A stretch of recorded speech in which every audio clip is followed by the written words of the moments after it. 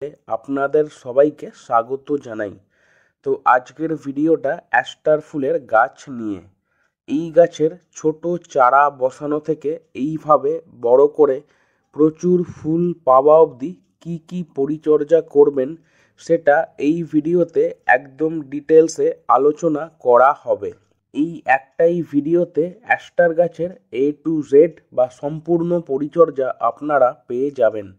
তো ভিডিওটা স্কিপ না করে একদম প্রথম থেকে লাস্ট অবধি দেখুন এবং এই টাইপের পরিচর্যার ভিডিও পেতে আমার চ্যানেলকে সাবস্ক্রাইব করতে ভুলবেন না। শীতকালীন বাগানের একটা দারুণ ফুলের নাম হচ্ছে অ্যাস্টার, যে ফুলটা বেগুনি কালার ছাড়া আরও 4 থেকে 5খানা কালার ভ্যারাইটিতে পাওয়া যায়।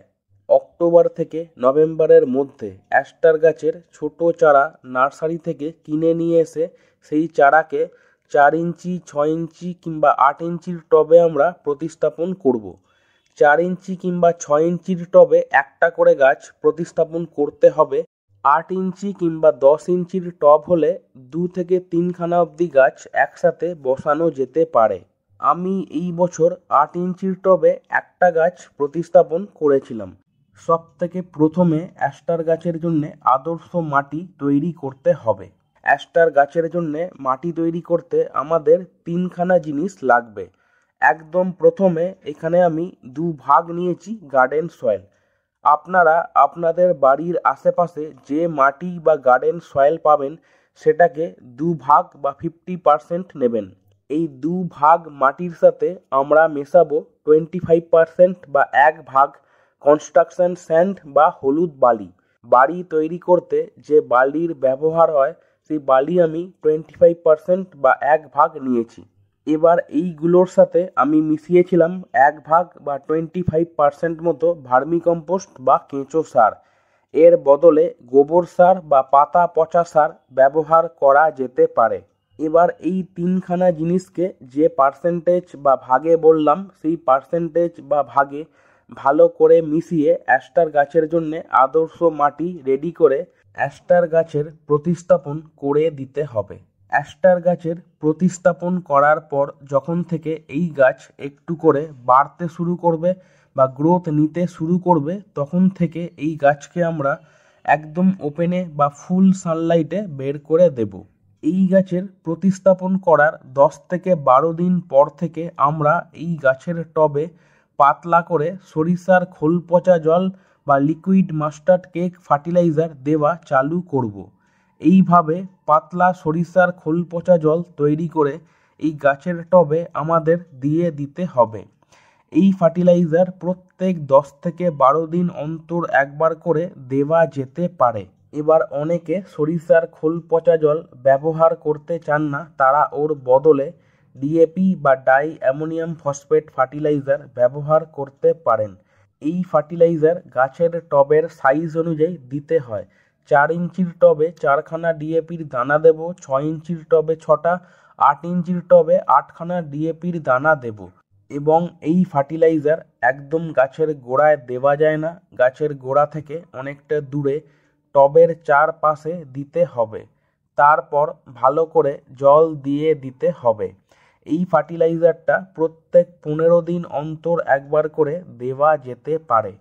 তো অ্যাস্টার গাছের ফার্টিলাইজার হিসেবে আমরা প্রত্যেক 10 থেকে 12 দিন অন্তর একবার করে সরিষার খোল পচা জল গাছের টবে দিতে পারি। আর যারা সরিষার খোল পচা জল ব্যবহার করতে চান না তারা ওর বদলে ডিএপি বা ডাই অ্যামোনিয়াম ফসফেট ফার্টিলাইজার প্রত্যেক 15 দিন অন্তর একবার করে গাছের টবে দিতে পারেন। কিছুদিন পর দেখুন গাছটাকে আমি একদম ওপেনে বা ফুল সানলাইটে রেখেছি।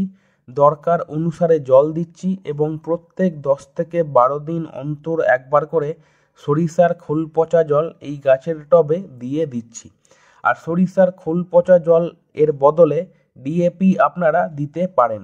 আরও কিছুদিন পর দেখুন এই অ্যাস্টার গাছটা অনেকটাই বড় হয়ে গেছে এবং এই গাছে প্রচুর কুঁড়ি এসেছে। যখন থেকে অ্যাস্টার গাছে কুঁড়ি দেখা দিতে শুরু করবে তখন থেকে আমরা এই গাছের পাতায় ব্যালেন্সড এনপিকে, যেটাকে এনপিকে 19-19-19 বা 20-20-20 বলে, দেওয়া চালু করব। 1 লিটার জলে 1 গ্রাম NPK 19-19-19 বা 20-20-20 নিয়ে ভালো করে মিশিয়ে যে কোনো স্প্রেয়ার দিয়ে এই গাছের পাতায় ভালো করে স্প্রে করে দেব। এই ফার্টিলাইজারটা প্রত্যেক 12 থেকে 15 দিন অন্তর একবার করে দেওয়া যেতে পারে। যখন থেকে অ্যাস্টার গাছে কুঁড়ি দেখা দিতে শুরু করবে তখন থেকে এই গাছের পাতায় আমরা ব্যালেন্সড NPK স্প্রে করা চালু করব। যতদিন না গাছে সব ফুল ফুটে যাচ্ছে তার আগে অবধি প্রত্যেক 12 থেকে 15 দিন অন্তর নিয়মিত এই ব্যালেন্সড NPK গাছের পাতায় স্প্রে করে যাব। যারা সরিষার খোল পচা জল দিচ্ছেন কিংবা যারা DAP ফার্টিলাইজার ব্যবহার করছেন তারা এতদিন যেভাবে এই ফার্টিলাইজারগুলো দিয়ে গেছেন এই ফার্টিলাইজারগুলো এই গাছে কুঁড়ি আসার পরেও কন্টিনিউ করে যেতে হবে। শুধু এই ফার্টিলাইজারগুলোর সাথে কুঁড়ি আসার পর ব্যালেন্সড NPK আমরা অ্যাড করব। এরপর যদি অ্যাস্টার গাছের পিঞ্চিং করার ব্যাপারে আসি, অ্যাস্টার গাছের কোনো ধরনের পিঞ্চিং বা ডগা ছাঁটাই করতে লাগে না। তো আমরা এই গাছের কোনো পিঞ্চিং বা ডগা ছাঁটাই করতে লাগে না। তো আমরা এই গাছের কোনো পিঞ্চিং বা ডগা ছাঁটাই করব না। এরপর যদি অ্যাস্টার গাছের রোগ পোকার ব্যাপারে আসি, অ্যাস্টার গাছে পাতা খাবার পোকার আক্রমণ হতে পারে যে এই গাছের কচি পাতাগুলোকে খেয়ে নেবে। তাছাড়া এই গাছে লাল মাকড় কিংবা থ্রিপসের আক্রমণ হতে পারে যার ফলে এই গাছের পাতাগুলো কুঁকড়ে যেতে পারে কিংবা এই গাছের গ্রোথ বা বৃদ্ধি বন্ধ হয়ে যেতে পারে। এর প্রতিকার হিসেবে এই গাছের ফাইনাল প্রতিস্থাপন করার 10 থেকে 12 দিন পর থেকে আমরা এই গাছের পাতায় নিয়মিত যে কোনো কীটনাশক বা পেস্টিসাইড স্প্রে করা চালু করব। আপনারা টাটা টাফগড় স্প্রে করতে পারেন, যেটি একটি কীটনাশক বা পেস্টিসাইড। 1 লিটার জলে 1 ml বা 20 ফোঁটা এই টাটা টাফগড় নিয়ে ভালো করে মিশিয়ে যে কোনো স্প্রেয়ার দিয়ে এই গাছের পাতায় ভালো করে স্প্রে করে দিতে হবে। প্রত্যেক 15 দিন অন্তর একবার করে এই কীটনাশক এই গাছে স্প্রে করা যেতে পারে। এর বদলে অন্য যে কোনো কীটনাশক বা পেস্টিসাইড ব্যবহার করা যেতে পারে। তাছাড়া এই গাছ একটু বড় হলে লাঠি বা কঞ্চি দিয়ে সাপোর্ট দিতে লাগবে, যেমন এখানে আমি একটা লাঠি দিয়ে এই গাছে সাপোর্ট সিস্টেম তৈরি করেছি। তো এতক্ষণ যে পরিচর্যাগুলো বললাম এই পরিচর্যাগুলো একদম প্রথম থেকে নিয়মিত করার ফলে আমার এই অ্যাস্টার গাছে এইভাবে ফুল ফুটেছিল। অ্যাস্টার গাছে সব ফুল প্রায় একসাথেই ফোটে, ফোটার পর প্রায় 1 মাস বা তারও বেশি লাস্টিং করে। ভালো মানের অ্যাস্টার গাছ করতে অবশ্যই এই গাছকে একদম ওপেনে বা ফুল সানলাইটে রাখতে হবে। দরকার অনুসারে জল দিতে হবে। যখন যে সময় যে ফার্টিলাইজার বললাম ওই সময় ওই ফার্টিলাইজার দিতে হবে এবং গাছে নিয়মিত কীটনাশক স্প্রে করতে হবে।